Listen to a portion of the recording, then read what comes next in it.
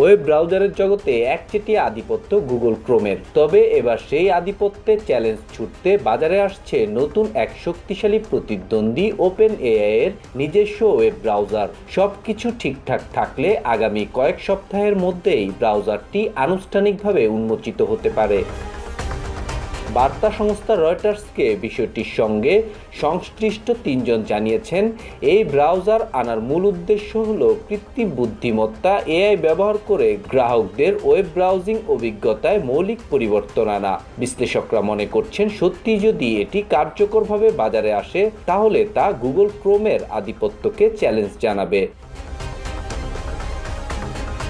Open AI এর নতুন browser সরাসরি ব্যবহারকারীর তথ্য সংগ্রহ ও বিশ্লেষণ করতে সক্ষম হবে, ফলে গুগলের তুলনায় আরও বেশি নির্ভুল ও প্রাসঙ্গিক বিজ্ঞাপন উপস্থাপন করতে পারবে।